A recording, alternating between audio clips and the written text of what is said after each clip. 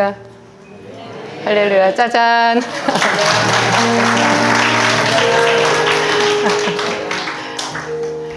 제가 지금 굉장히 피곤하거든요.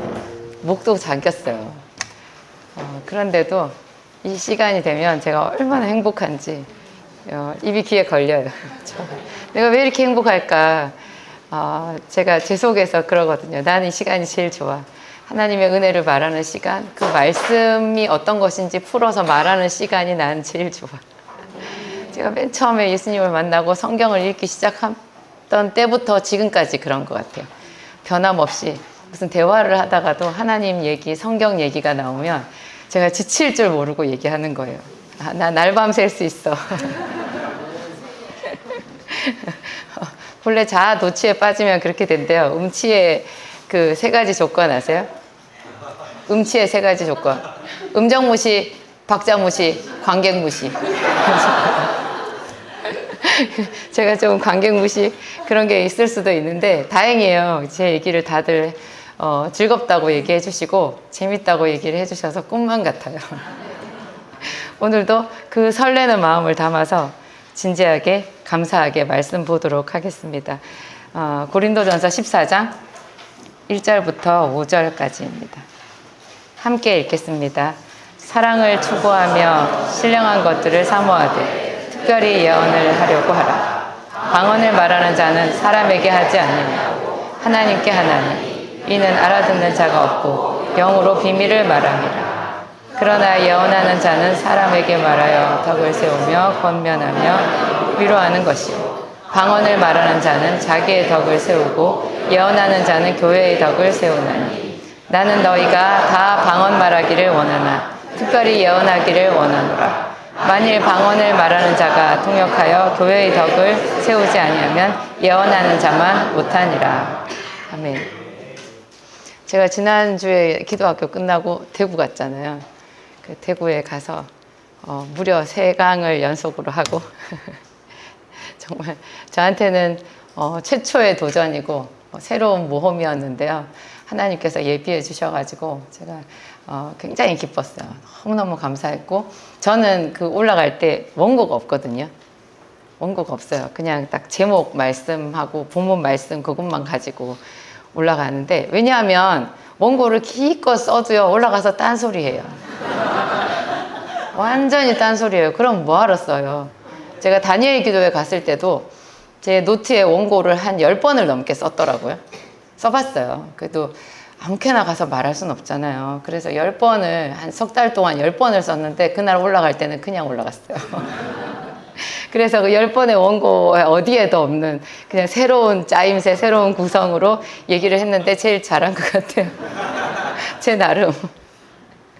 하여튼 그렇게 어떤 짜여져 있는 원고가 없기 때문에 더 이렇게 역동적이고 그 순간순간마다 사람들과 호흡하면서 하나님께서 주시는 그런 말씀을 할 수 있었던 것 같아요.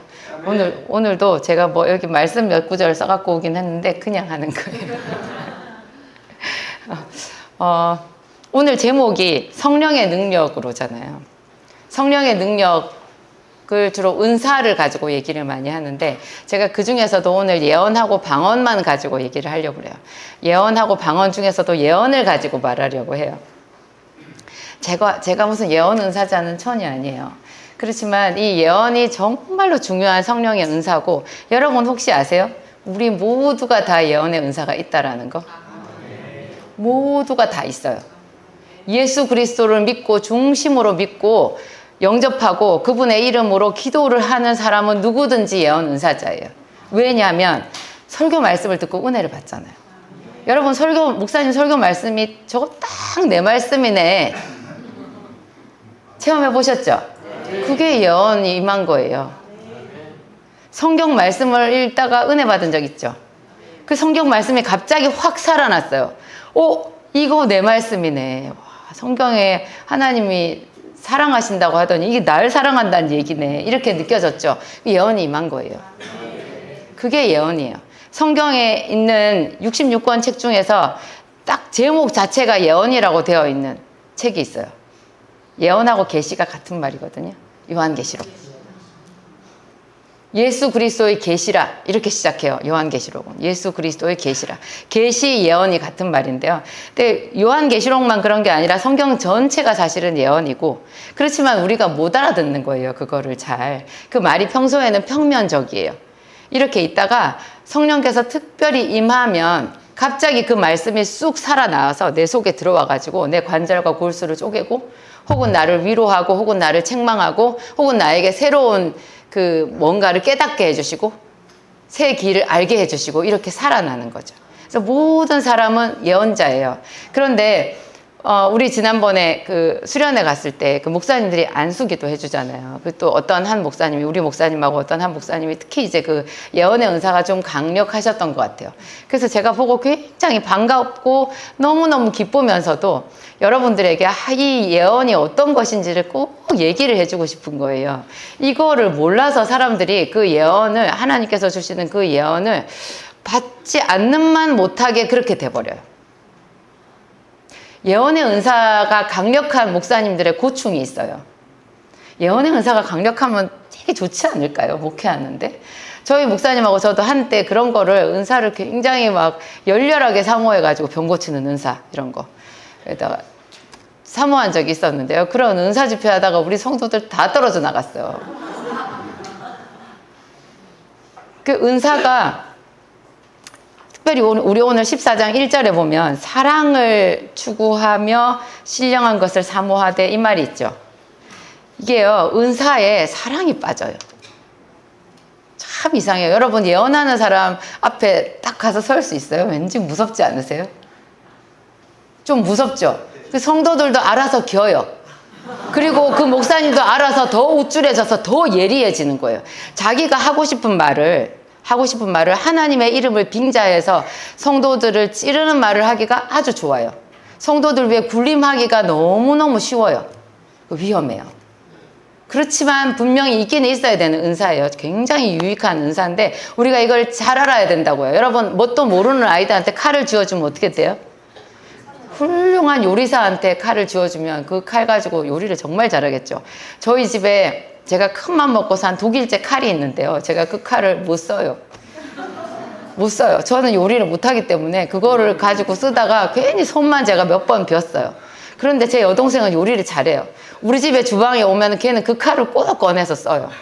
이런 게 은사랑 연결되는 거예요. 이게 지식이 있으면 굉장히 화려하고 유익하고 너무너무 좋은 건데요. 지식이 없으면 이걸로 여러 사람 다치고 지도 죽어요. 그러는 수가 있어요. 예언의 은사를 가진 목사님이 가진 제일 큰 고충이 뭐냐? 성도들이 다 물으러 와요.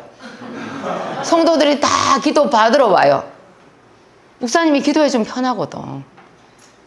기도해주면 자기는 가만히 있잖아. 목사님 손 다 얹고 기도해주면 얼마나 좋아. 그리고 막 말씀을 해주신 거야. 내 속에 있는 거를 얘기를 해주는 거야. 여러분 그 예언의 은사 있는 목사님한테 기도를 받아보니까 그 다음에 어떤 현상이 생기던가요? 계속 받고 싶어요. 집사님 아까 기도 받았잖아. 소용없어. 사모가 말해도 소용없어. 다 줄 서요 거기. 여러분 이거 큰일 나는 거예요. 큰일 나는 거예요. 하나님의 말씀, 성경 말씀은요, 이게 전체가 예언이라고 그랬죠. 성경 말씀을 볼 때 그 줄 서는 그런 마음으로 성경 말씀을 봐야 돼요. 다음 말은 뭘까? 그 다음 말은 뭘까? 성경을 읽으면서, 복음서를 읽으면서 내가 지금 10번째 마태복음을 읽고 있는데 예수님께서 그 다음에 하신 말씀이 궁금해. 이렇게 돼야 돼요. 그 사람이 진짜로 성령의 능력에 사로잡힌 사람이에요. 하나님의 말씀은 줄거리를 알아서 아는 게 아니에요. 이상하게 그 말씀이 또 새롭고 또 새로운 거예요. 그런데 그런 거 다 차치하고 그냥 편안하게 가서 목사님 탁 손 얹고 뭐라고 얘기해주는 이런 게 좋아가지고 듣고 또 가고 나중에 이사 날짜 물어보고 그 목사님이 가서 집사님이 기도하세요 그러면 시험 들고 이렇게 되는 거죠. 그 예언의 은사는요 그렇게 되는 게 아니에요. 성경에 굉장히 중요한 말이 나오는데요. 우리가 다 부분적으로 알고 부분적으로 예언하니 온전한 것이 올 때에는 부분적으로 하던 것이 패하리라. 예언이 부분적이에요. 굉장히 부분적이에요. 예를 들면요. 다윗이 있고 선지자 나단이 있어요. 나단은 앞에 이름이 붙잖아요. 선지자 나단. 다윗은 그냥 다윗 왕이죠. 그런데 여러분, 시간이 많이 지난 다음에 우리가 지금 봤을 때 나단의 책이 이 안에 있어요? 나단이 예언한 것이 뭐 많이 나오나요? 다윗은 시편을 기록했어요. 근데 성경, 구약 성경 중에서 예수 그리스도에 대한 예언이 가장 많은 책이 시편이에요. 사도행전에서 베드로가 말했어요. 다윗을 선지자라고. 저는 선지자라. 그렇게 말해요. 다윗을 선지자라고 말했어요. 그 당시에는 다윗은 왕이었고 나단이 선지자였거든요. 그래서 다윗이 그 밧세바랑 범죄했을 때 탁 와서 콕 찌르는 말을 하고 그 심판을 선고한 사람이 나단이었잖아요. 그리고 다윗이 하나님의 성전을 짓고 싶다는 마음을 가졌을 때 그 성전에 대해서 하나님께서 주시는 분명한 메시지를 말했던 사람도 나단이었어요. 그런데 시간이 많이 지난 다음에 봤더니 나단보다도 다윗이 훨씬 더 성령에 민감한 사람이었다라는 거. 예수 그리스도에 대한 예언을 꽉꽉 채워서 시편에 실었던 그런 사람이었다라는 거. 성령의 가장 큰 은사가 예수 그리스도를 아는 은사거든요. 그 예언이에요. 예수 그리스도에 대한 예언이 최고 가장 상위의 예언이에요. 근데 그거를 가장 많이 말한 사람이 다윗인 거예요. 그러니까 그 순간에는 나단이 다윗을 책망하고 나단이 다윗을 권면하고 그랬지만 알고 봤더니 다윗이 훨씬 더 큰 선지자였다라는 거죠. 그리고 또 이런 것도 있어요. 사도 바울이 그 마지막 선교 여행 때 이제 예루살렘으로 올라가잖아요. 그 에베소에서 그 큰 부흥이 있고 난 뒤에 갑자기 바울이 마음을 굳게 정하고 내가 로마도 보아야 하리라 이렇게 말하면서 예루살렘으로 가거든요. 근데 예루살렘으로 갈 때 뭔가 느낌이 되게 비장해요. 굉장히 비장해요. 바울도 자기가 곳곳에 세웠던 그 교회들을 가가지고 특별히 에베소 교회 장로들을 밀레도까지 불러요. 그래가지고 거기서 무릎을 꿇고 같이 얼싸안고 눈물을 흘리면서 뭐 부탁하고 그러거든요. 그 다시 못 볼 사람처럼 그렇게 서로 얘기를 해요. 그게 뭐냐면 뭔가 이 기도하는 사람들이 서로 조금씩 느끼는 거예요. 바울이 예루살렘으로 가면 거기서 결박을 당하고 큰 환란에 처하게 된다라는 거를 서로 다 아는 거예요. 그래서 뭔가 느낌이 이상해. 근데 이제 그 중에 어떤 사람 아가보라는 선지자가요. 바울의 띠를 가지고 와서 자기를 수족을 매요. 이렇게 매면서 성령께서 이르시되 이 띠 임자를 예루살렘에서 이렇게 결박해가지고 이방인들에게 넘겨주리라 이렇게 말했다는 거예요. 아가보는 대단한 선지자거든요.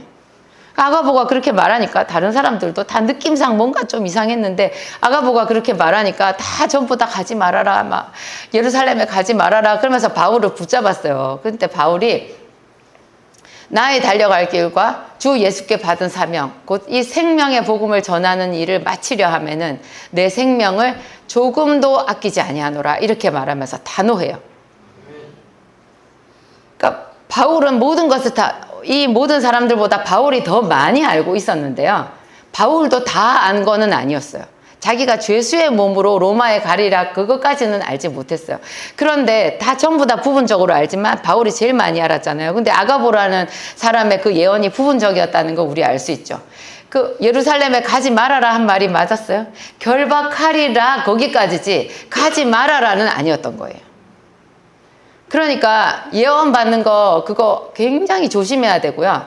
기뻐하면서도 그 예언 받은 말씀을 소중히 여기면서도 경홀히 여기면 안 되는 거예요. 사람들이 왜 아까 안수 받고 또 안수 받고자 하느냐? 아까 받은 그 안수 받았을 때 그 예언의 말씀이 석연치 않은 거 불충분한 거야. 그래가지고 좀 더 보충받고 좀 더 보충받아서 자기가 완전히 그 부분에 대해서 만족을 얻기 위해서 하는 거예요. 그런데 하나님은요, 어떤 누구에게도 다 가르쳐 주지 않아요.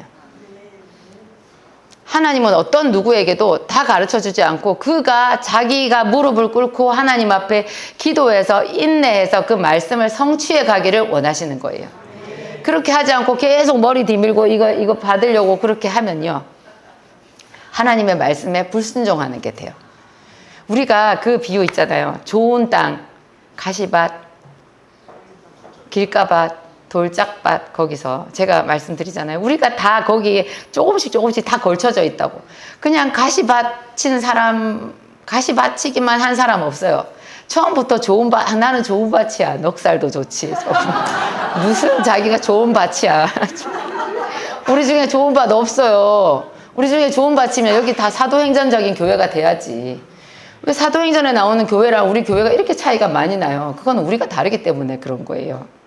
우리가 좋은 밭 아니에요. 좋은 밭이 되려고 노력해서 여기 앉아 있는 거죠. 그 좋은 밭은 어떤 밭이냐?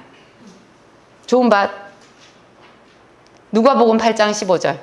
함께 읽겠습니다. 좋은 땅에 있다는 것은 착하고 좋은 마음으로 말씀을 듣고 지키어 인내로 결실하는 자니라. 좋은 땅에 있다는 것은 일단 착하고 좋은 마음, 우리들의 마음이죠. 착하고 좋은 마음. 좋아요. 착하고 좋은 마음이에요. 그 다음에 말씀을 듣고 들었어요. 그 다음에 지키어 인내로 결실하는 자니라. 이게 인내가 꼭 들어가요. 우리 중에 인내하지 않고 바로 결실할 수 있는 사람은 아무도 없어요. 다 인내가 필요해요. 성경에 어떤 사람이 인내의 과정 없이 그냥 바로 성화가 되던가요? 아브라함도 인내했어요. 모든 사람이 인내했어요. 우리 중에 인내하지 않고 나는 처음부터 하나님의 사람이야. 심지어 사도 바울도요. 초창기 서신서랑 나중에 서신서가 많이 격이 달라요. 사도 바울도 말년에 갔을 때 정말 성화되어 있거든요. 처음에는 굉장히 뜨겁기만 했어요. 그래가지고 마가를 안 데리고 가려고 그랬잖아요. 안 데리고 가려고 그랬어요. 어떤 사람보다는 성취가 더 중요했던 그런 사람이었거든요. 근데 끝에 가서 다 이렇게 변하잖아요. 우리에게는 다 인내가 필요해요. 제가 우리 수련회 갔을 때도 읽었던 말씀인데 데살로니가전서 5장 16절에서 21절 펼쳐주세요. 함께 읽겠습니다.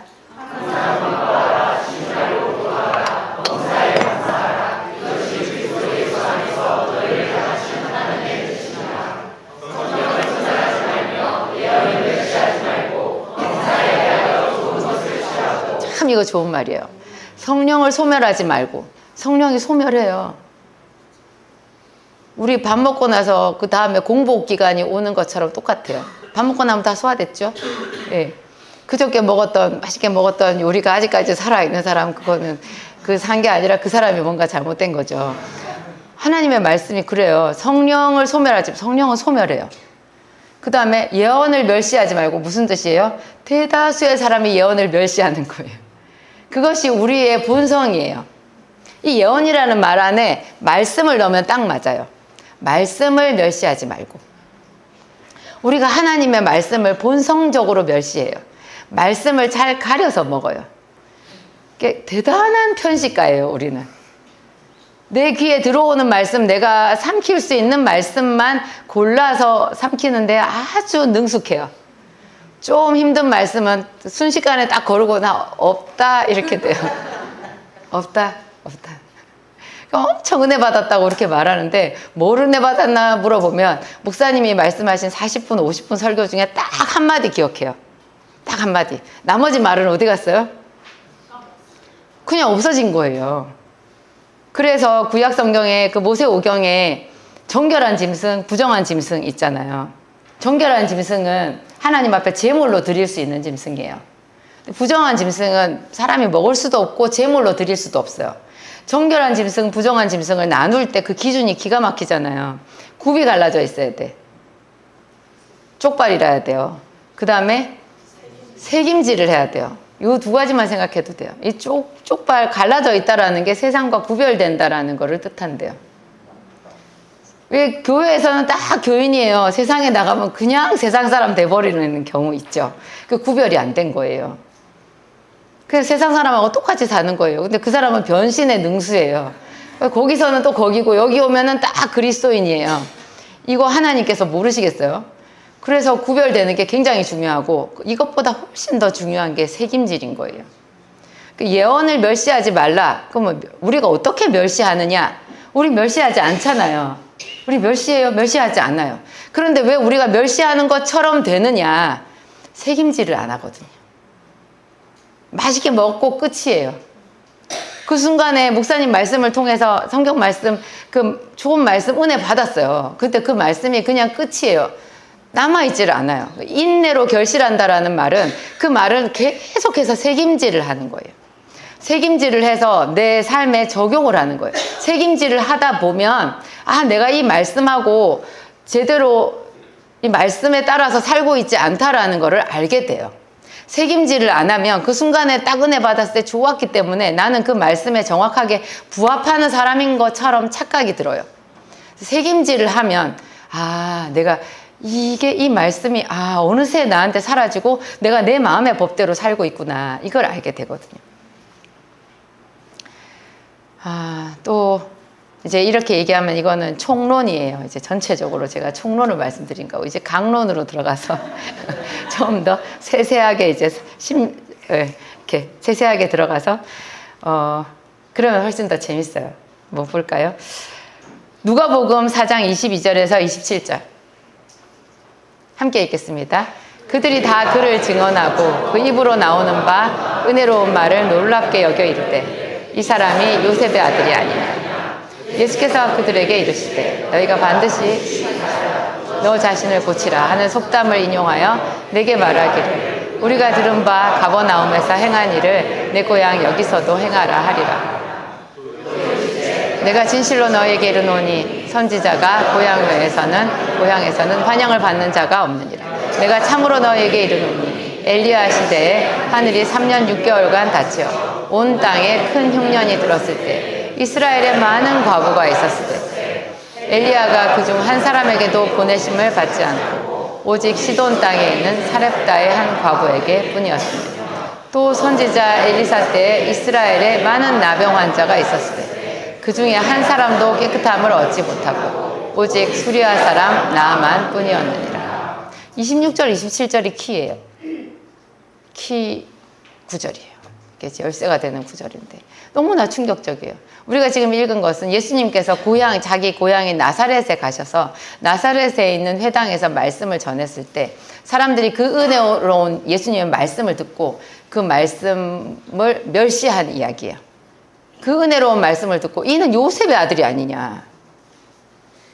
은혜로운 말씀을 들으면 그걸 갖고 자기 마음에 품고 책임질을 해야 될 텐데 그 말씀을 전한 자 예수님이 너무 하찮은 사람이라는 거예요. 자기들이 봤을 때는 요셉의 아들이 아니냐. 그 나사렛에서 가장 비천한 사람의 아들이었다라는 뜻이에요. 그에게서 그 은혜로운 말이 나오니까 싫은 거죠. 그래서 내쳤어요. 그랬더니 예수님께서 선지자가 자기 고향에서는 환영을 못 받는다, 그렇게 얘기를 하면서 저 놀라운 이야기를 하시는 거예요. 엘리야 시대 때 3년 6개월 동안 비가 내리지 않았는데 이스라엘에 많은 과부가 있었대요. 많은 과부가 있었는데 엘리야가 그 중에 한 사람에게도 보내심을 받지 않고 오직 사렙다의 과부에게만 보내심을 받았다는 거예요.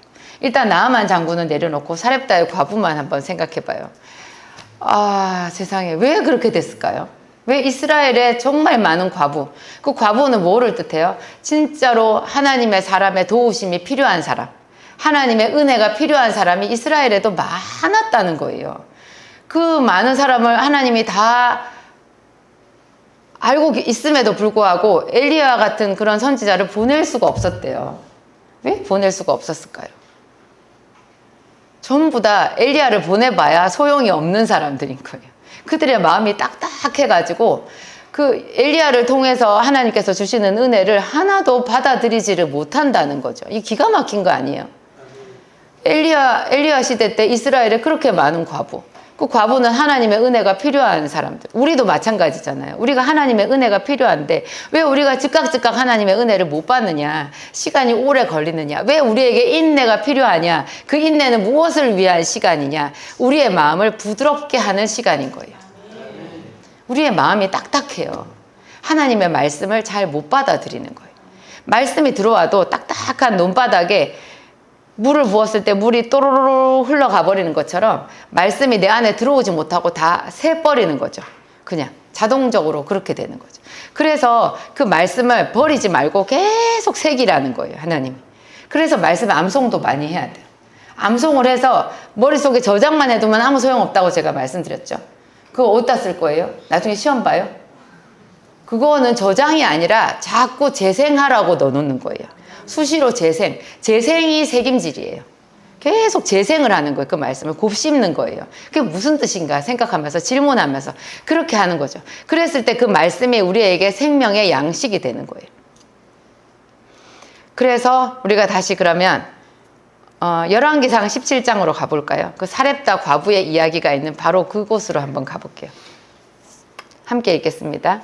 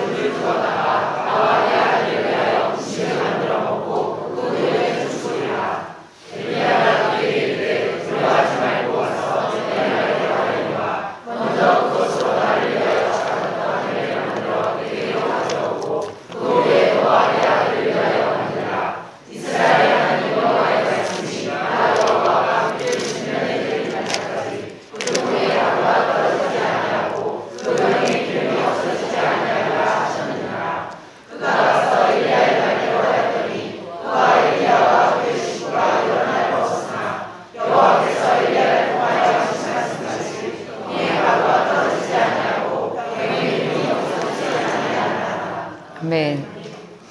여호와의 말씀이 엘리야에게 임했는데요. 너는 가서 시돈에 속한 사르밧으로 가서 그곳 과부에게 음식을 공개받으라는 거예요. 하나님의 말씀이 하나님께서 내가 그랬어요. 내가 그곳 과부에게 명령을 했대요. 너에게 음식을 주게 했대요. 참 신기하죠. 난 하나님이 너무 신기해요. 이 과부가 무슨 꿈을 꿨나요? 나중에 정황상 봐봐요. 10절에 보면 이게 지금 하나님께서 말씀하신 정황인가요? 그냥 맨바닥이에요. 그 과부는 아무것도 몰라요. 그런데 하나님은 과부에게 명령해서 너에게 음식을 주게 했다는 거예요. 우리가 그 과부라고 생각해봐요. 이스라엘에 많은 과부가 있었는데 한 사람도 보내심을 받지 않은 이유를 여기서 찾을 수 있겠죠. 이 과부처럼 이 똑같은 상황에서 이렇게 할 만한 사람이 이스라엘에 없었던 거예요. 하나님께서 그 이스라엘에 있는 수많은 과부들의 마음을 다 저울질 해보신 거죠. 누가 우리 엘리야를 공개할 것인가. 다 저울에 달아봤는데 전부 다 퇴짜예요. 하나님이 사렙다까지 가셨어요. 시돈에 그 과부 하나가 딱 있는데 그 과부만 딱 그 마음이 되는 하나님이 감찰해 봤을 때. 그래서 제가 하나님이 마음 중심을 살핀다는 그 말이 얼마나 두려운 말이냐 여러분들에게 말씀드린 거예요. 이미 우리 중심을 다 알아요. 다 저울 달아봤어요. 근수가 얼마인지도 다 알아요. 그래서 굉장히 두렵고 그러면서 또 감사하고 네, 그 앞에 우리가 감출 것이 없기 때문에 솔직해질 수 있잖아요. 하나님 저는 죄인입니다 이렇게 말할 수 있어요. 그 앞에서 젠체할 필요가 없어요. 다 아셔요. 다 알면서 우리를 책망하시거나 미워하시거나 그렇지 않거든요. 솔직하게 우리가 우리의 연약함을 인정하고 죄인됨을 인정하면 그냥 사랑해 주시는 거예요.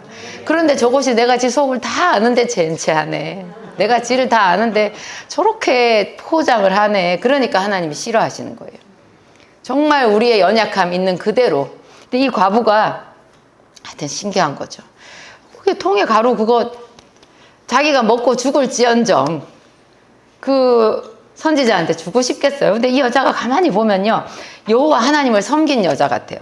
당신의 하나님 여호와의 살아계심을 두고 맹세하노니 이렇게 말하잖아요.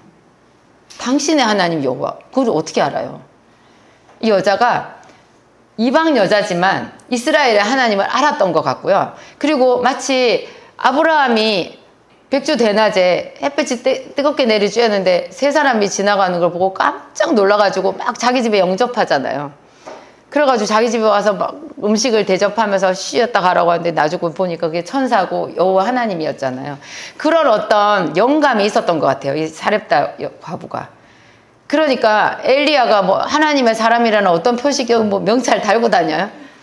그리고 이게 지금 엘리야가 도망 다니는 길이에요. 잡혔다 하면 엘리야는 죽어요. 그리고 이 시돈은 무슨 땅이에요? 시돈은 그 아합 왕의 부인 이세벨의 고향이에요. 사자굴로 간 거예요. 그 엘리야는 지금 숨어서 있다고요. 그런데 이 여자는 엘리야를 딱 알아보는 거예요. 굉장히 영감이 있는, 평소에 이스라엘의 하나님을 알던 여자라는 거를 알 수 있죠. 우리가 이런 걸로 추론을 해볼 수 있는데, 하여튼 이 여자가 되게 헌신적이에요. 저는 정말로 믿었을까 그런 생각도 드는데, 우리가 하나님의 일에 헌신을 할 때 어떤 마음으로 해요? 잃어버리면 잃어버리리라. 손해를 보면 손해를 보리라. 야곱이 그랬죠. 내가 아들을 잃게 되면 잃으리로다. 자기 베냐민 아들을 애굽 땅에 자기 다른 아들들과 함께 양식을 사기 위해서 보내야 되는 처지가 됐잖아요. 가면 죽을 수도 있어요.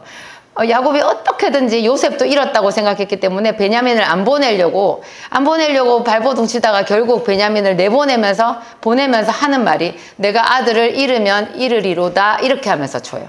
이게 믿음이에요. 우리가 하나님께 헌신할 때 돈 놓고 돈 먹기 아니거든요. 하나님 30배, 60배, 100배 믿습니다. 이거는요, 한계가 많아요. 그렇게 해도 돼요. 그런데 정말로 하나님이 큰 상급을 줄 때는요, 꼭 아브라함한테 하신 그 버전으로 해요. 아브라함이 이삭을 바쳐야 됐잖아요. 독자 이삭을 바쳐야 됐잖아요. 그때 아들을 잃으면 잃으리라, 그런 마음으로 갔을 거라고요. 정말로 큰 상급은 그 시험을 통과했을 때 주시는 거예요. 그래서 이 여자도 아마 모르긴 해도 이거 먹고 주구나. 내가 잃으면 잃으리라 하는 그런 마음으로 아마 했을 거예요. 그랬더니 하나님께서 정말로 그 통에 가루가 닿지 않고, 그죠? 그 기름이 닿지 않게 해주셨잖아요. 이 여자가 그 엘리야가 한 그 말을 그냥 잘 받아들여서 자기 나름대로 소화를 시킨 거죠. 이게 예언의 말씀을 멸시하지 않는 거예요. 이 여자는 이스라엘의 하나님을 아는 여자였고, 하나님의 사람처럼 보이는 그 사람이 왔을 때 그게 자기 육신의 어떤 형편이 되지 않지만 그냥 그 형편을 넘어서서 이 여자가 영접을 한 거잖아요. 이게 인내로 결실하는 그런 마음의 자세인 거예요. 이게 어려워요. 그 순간에는 절대 좋은 일로 안 보이고 반사적으로 내 거 끌어안게 그렇게 상황이 펼쳐져요. 하나님도 그거를 잘 아세요. 그래서 인내로 결실하는 자가 좋은 땅이다, 이렇게 말씀하시는 거죠. 좋은 땅이기만 하면 하나님께서 주시는 거 30배, 60배, 100배 뭐 어마어마하게 받는다고 그렇게 얘기를 하는 거예요. 근데 그거를 우리가 손해를 본다라는 마음으로 받아들일 수 있을 때 그걸 누릴 수 있다는 거죠. 큰 것일수록 돈 놓고 돈 먹기 아니에요. 그냥 내가 잃어버릴지라도 어쩔 수 없다. 내가 하나님 앞에 이거는 드립니다. 내가 손해를 보리라. 더 심하게 가면 죽으면 죽으리라. 이렇게 가잖아요. 그렇게 했을 때 그게 정말 큰 결실을 하는 거죠. 근데 믿음의 분량대로 하는 거예요. 분량대로. 근데 제가 이 사렙다 과부의 간증에서 대부분 이 부분만 가지고 이야기를 하잖아요. 통의 가루, 병의 기름, 이거 갖고 얘기하는데, 저는 통의 가루, 병의 기름이 문제가 아니에요. 제가 이거를 봤을 때는 아들이 죽었잖아요. 그 다음에 아들이 죽은 게 훨씬 커요. 17절에서 24절 함께 읽겠습니다.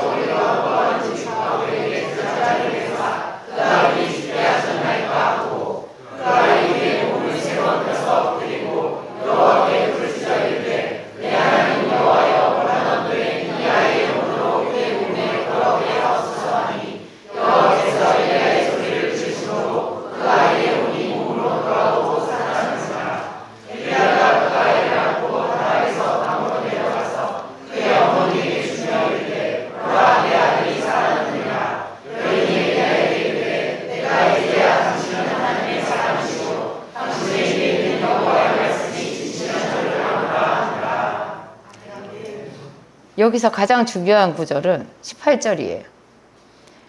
여인이 엘리야에게 이르되 하나님의 사람이여 당신이 나와 더불어 무슨 상관이 있기로 내 죄를 생각나게 하고 또 내 아들을 죽게 하려고 내게 오셨나이까. 이 여인의 일상을 생각을 해보세요. 집 되게 작은 집이었을 거예요. 그 작은 집에 그 집 다락에 하나님의 사람 엘리야가 살아요. 얼마나 오래 있었을까요? 그죠? 3년 동안 비가 안 내렸는데 까마귀에게 그 공개를 받아서 있었던 게 제 생각에 1년 안 됐을 것 같거든요. 그러니까 거의 만 2년 이상을 그 엘리야랑 그 집에 같이 사는 거예요. 굉장히 불편하죠. 불편하겠죠. 그리고 게다가 엘리야는 하나님의 사람이잖아요. 하나님의 사람과 같이 살면 그 거룩함이잖아요. 엘리야는 얼마나 거룩한 사람이었어요. 나중에 하나님이 죽음을 보지 않고 하늘로 데리고 갈 만큼 그렇게 거룩한 사람이잖아요. 제가 저희 약국 조제실에 예수님께서 오셨을 때 여기가 세속적인 곳이구나 하고 제가 느껴졌다고 말씀드렸죠. 사람의 비린내가 나더라고요. 저희 조제실에. 이상했어요. 정말 이상했어요. 진짜로 거룩한 곳에 우리가 노출되면요, 내가 더러운 사람이라는 걸 알게 돼요. 이 여자가 엘리야랑 같이 살면서 굉장히 괴로웠던 거예요. 여러분, 말씀을 계속 듣고 제대로 듣는 사람은요, 말씀이 기쁘지만 괴로워요. 그 말씀이 내 안에 들어와서 싹이 나려고 하는 거예요. 괴로운 게 맞아요. 맨날 하나도 안 괴롭고 나는 맨날 즐겁더라, 좀 이상한 거예요. 그 말씀과 내가 부딪혀요. 그래서 말씀을 새김질을 하다 보면 힘들다고요. 근데 이 여자도 그런 힘든 거를 느낀 거예요. 엘리야랑 같이 사니까 그냥 우리가 생각했을 때 하나님의 사람이 아니라 그냥 어떤 나그네를 모신다고 해도 얼마나 불편하겠어요. 근데 이 사람이 하나님의 사람이거든요. 자기 죄가 생각이 나는 거예요. 보통 사람들이 이렇게 불편해지면 어떻게 되냐, 그냥 좀 떨어지죠.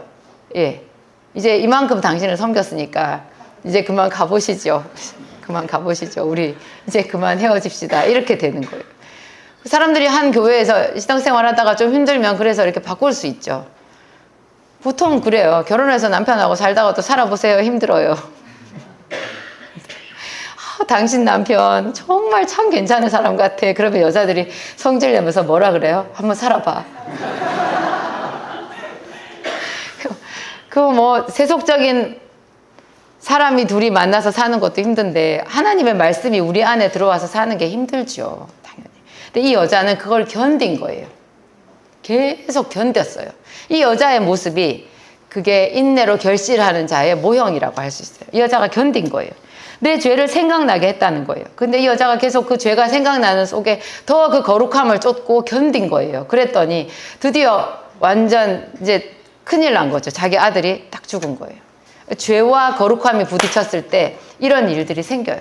우리가 예수님 열심히 섬겼는데 내가 죽을 병이 걸릴 수 있어요. 사업이 망할 수 있어요. 어떤 여자분이 열심히 이제 신앙생활을 하는데 남편이 정말 그 세상 사람이고, 그래서 남편이 노름을 했대요. 그래가지고 계속 돈을 까먹는 거예요. 이 여자가 아무리 기도를 해도 남편은 예수를 믿지도 않고 그냥 빚내가지고 또 노름하고 그래가지고 점점 더 이렇게 깔아앉는데요. 그 여자분이 한 그 믿음의 말 한마디, 정말 잊을 수 없는 말 한마디, 제가 그 여자분 얼굴은 모르는데 전해 들었거든요. 와, 그런 믿음의 말을 하는 여인이 세상에 몇 명이나 있을까 그랬어요. 저 돈 다 까먹어야 돌아오지 그랬대요. 참 믿음이죠. 그래서 정말 다 까먹고 돌아왔대요. 그 여자의 믿음대로 되는 거예요. 그럼 하나님이 다 까먹은 채로 이제 거지로 살게 했더라? 아니에요. 그런 여인에게 하나님이 한번 채워주시기 시작하면 엄청난 거죠. 그거는 하나님이 하시는 일인 거죠. 그게 그런 믿음이 있는 거예요. 내가 잃으면 잃으리라. 예, 손해보면 손해보리라. 억울하면 억울하리라. 그냥 그래도 계속 그 말씀을 가지고 앞으로 나가는 거예요. 나가는 거예요. 그게 또 제가 생각하는 십자가의 길이거든요. 그 십자가가 예수님께서 십자가를 지셨지만 예수님이랑 같이 있었던 그 12제자들도 뭐 가룟 유다 빼고, 가룟 유다는 그 십자가를 통과를 못한 거죠. 다 십자가를 같이 진 거나 다름없어요. 그들이 경험한 십자가는 수치였어요. 무력감이었어요. 베드로가 왜 지금까지도 우리에게 말이 돼요? 베드로가 3번 부인했잖아요. 예수님을 모른다고. 3번 부인한 그게 남자로서 정말 치명적인 자존심 상하는 일이었거든요. 여러분 교회에서 그렇게까지 자기 밑바닥에 다 드러나는 자존심 상하는 일을 경험하면 그 교회 못 있어요. 그런데 베드로는 자기 자리를 지켰어요. 정말 무력하고 모든 사람들이 베드로가 대표로 다 배신자가 됐잖아요. 다 배신했는데 다른 제자들은 아무도 말 안 해요. 딱 배신자 하면은 부인한 자 하면은 베드로인 거죠. 그런데 베드로는 그 수치를 그냥 다 감내한 거죠. 그러니까 예수님이 지는 십자가를 베드로는 자기 방식대로 진 거예요. 그런데 예수님께서 찾아오셔서 네가 나를 사랑하느냐? 내 양을 먹이라. 이렇게 말씀해 주셨죠. 이게 그 예언의 말씀을 성취하는 그런 방법이거든요. 그러니까 하나님께서 주시는 말씀은요, 오래도록 그 말씀을 책임질하면서 견디면서 이겨야지 그 속에서 영광이 나와요. 제가 이제 그 대학생 때, 대학교 2학년 때, 몇 살이에요, 그러면? 지금 보면 너무 어린데? 우리 교회 그 나이 22살, 누구야, 22살? 그때 하나님께서 저한테 양을 먹이라고 하셨어요, 내 양을. 그게 그 당시 요한복음 21장에 나오는 말이라는 것도 저는 그때 아직 성경을 잘 몰랐기 때문에, 많이 못 봤기 때문에 몰랐어요. 내 양을 먹이라 얘기하셨잖아요. 제가 그 말씀을 지금까지도 품고 있어요. 하나님의 말씀은요, 그때 제가 기도했던 것은 등록금이었다니까요. 하나님 등록금은 얘기 안 하셨어요. 얘기 안 하고 양을 먹이라고 하셨어요. 그런데 제가 그 말씀을 계속 품고 있었잖아요. 그리고 저희가 또 교회를 개척을 하는데, 그 교회 개척하기 전에 하나님께서 우리 목사님한테 길을 걸어가는데 말씀하셨대요. 3년 뒤에 개척이다. 헐. 우리 단칸방에 살았고 완전 마이너스였어요, 그때. 마이너스였어요. 우리 먹을 것도 없었어요. 그랬는데 3년 뒤에 개척이다. 이 웬 정말 난감한 말이잖아요. 개척 비전은 있었지만 그때 아직 우리 목사님 그 대학원 다니고 있었고, 저는 거의 신용불량자 되기 일보 직전이었어요. 월세도 못 내고 막 이래가지고. 그러는데 3년 뒤에 개척이다 이렇게 말씀하셨거든요. 그래서 저희 목사님이 입맛을 다셨겠죠. 그래서 하나님께, 하나님 그러면 이름이라도 주세요 그랬어요. 이름. 그 이름 갖고 기도하게. 3년 뒤에 개척이다 얘기하신 뜻은 뭐예요? 기도하라는 거예요. 우리 목사님이 그러면 이름을 주세요. 안디옥이다 그러셨대요. 그래서 제가 그 목사님 그 얘기를 듣고 제가 그 말씀을 받았어요. 안디옥이라는 이름을 품었어요. 그리고 그 뒤에 진짜 정확하게 3년 지나서 교회를 개척하게끔 그렇게 됐거든요.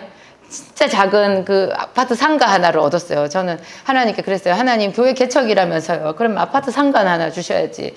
제가 뭐 불광동의 그 조용기 목사님처럼 천막을 칠 수도 없잖아요. 거기는 판자촌이니까 천막을 쳤지. 지금은 사람들 다 아파트에 사는데 내가 어디다가 천막을 치겠어요. 아파트 상가 하나 주세요. 그랬더니 다 낡아빠진 아파트 상가를, 비세는 아파트 상가를 하나 주셨어요.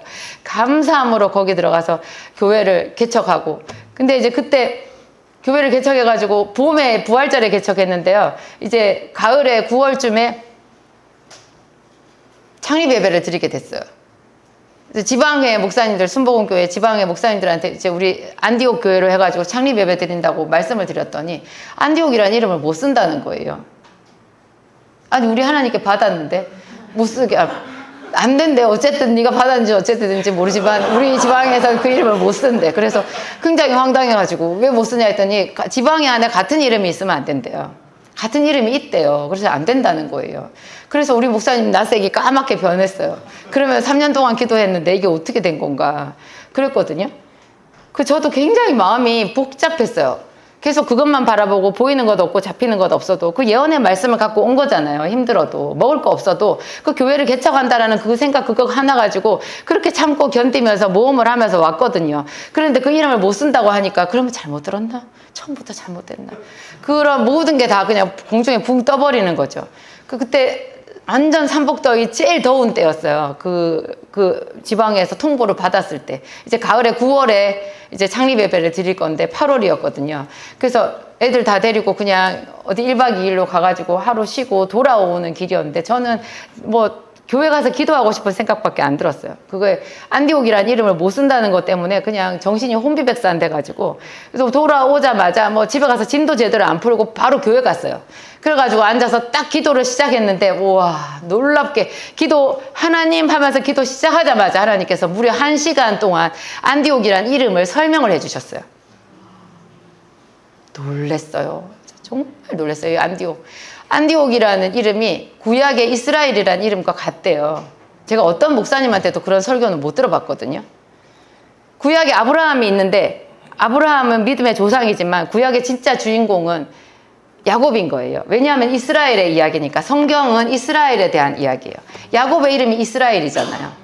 야곱이 둘째 아들로 태어났지만 그가 정말로 사모해서 이스라엘이라는 이름을 받아서 하나님께 이긴 거예요.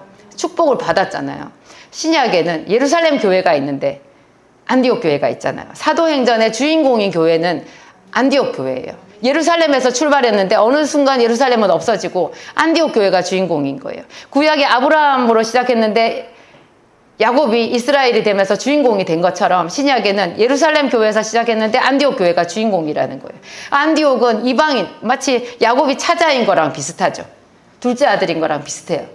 근데 이 안디옥이 정말 하나님 앞에 긍휼히 여김을 받아서 이 안디옥을 중심으로 초대 모든 교회들이 다 새롭게 되고 됐다는 거예요. 그래서 우리한테 안디옥이라는 이름을 주셨대요. 네 교회가 바로 그 초대 안디옥 교회라는 거예요.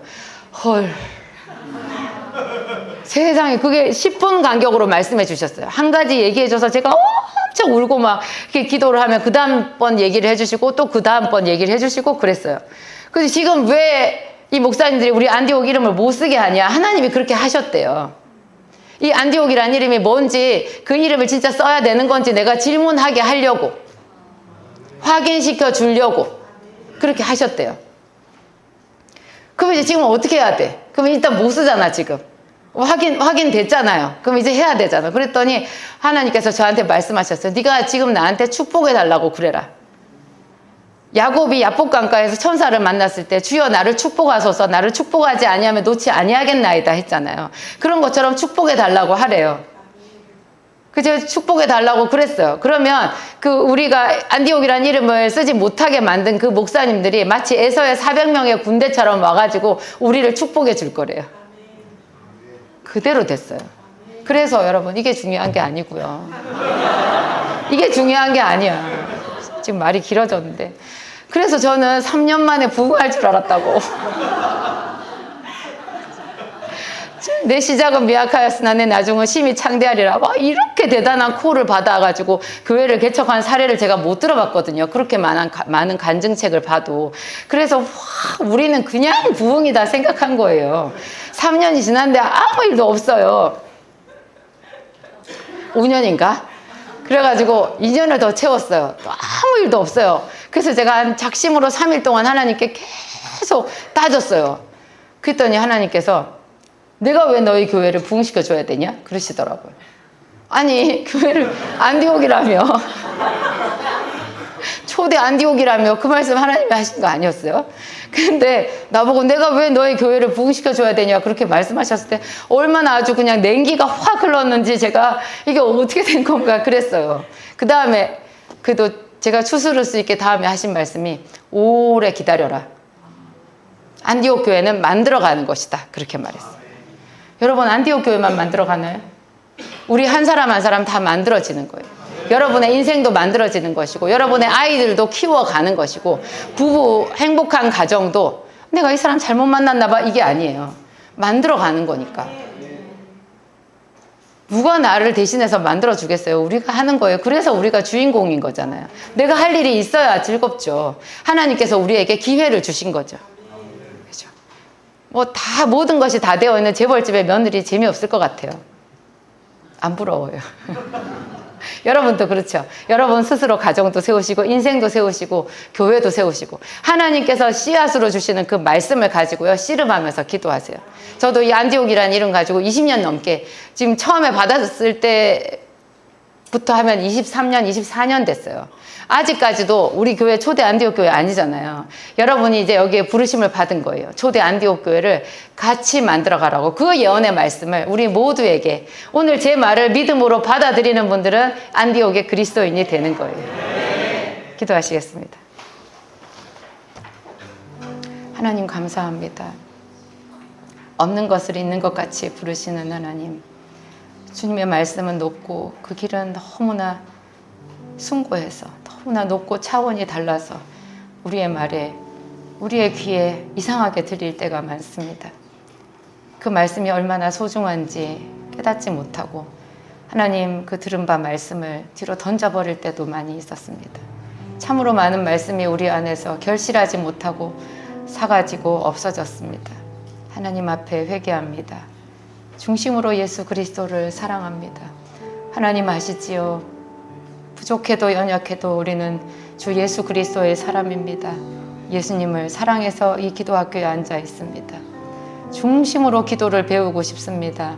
성령 충만함 받아서 하나님이 주시는 예언의 말씀을 다 깨달아 알고 나만 세우는 것이 아니라 교회를 세우고 다른 사람을 세우는 그런 믿음의 사람이 되고 싶습니다. 하나님도 우리에게 그런 그림이 있을 줄 믿습니다. 사렙다 과부를 눈여겨보신 것 같이 오늘 우리를 눈여겨보시고 이 안디옥 교회 기도의 자리, 기도학교 자리에 불러주신 줄을 믿습니다. 모든 것 우리의 연약함을 다하시는 하나님 앞에 정직하게 자복합니다. 도와주시옵소서. 우리 마음을 어루만져 주시옵소서. 있는 그대로 하나님 앞에 나와싸우니 우리의 모든 죄를 사하시고 하나님 긍휼히 여기사 새롭게 하여 주옵소서. 우리가 그 안디옥의 그리스도인이 되기를 원합니다. 모든 이 땅에 믿는 사람들이 다 그 초대교회 빛나는 믿음의 주인공들이 되고 싶습니다. 하나님 새로운 부흥을 우리에게 주시옵소서. 그 부흥을 통하여서 우리가 새 것이 되고 우리 가정이 새 것이 되고 우리의 모든 세상의 염려와 근심이 다 떠나가고 우리가 꾸어주며 나누어주는 자가 될 줄 확신합니다. 하나님 우리 아버지, 우리 구하는 것보다 더 넘치게 우리에게 역사하시는 하나님, 성령으로 오늘 이 시간에 모든 사람에게 능력 주시옵소서. 하나님의 말씀을 밝히 알아듣는 능력을 주옵소서. 그 말씀을 품고 비전을 가지며 기도하는 자가 다 되게 하여 주옵소서. 예수님 이름으로 기도합니다. 아멘.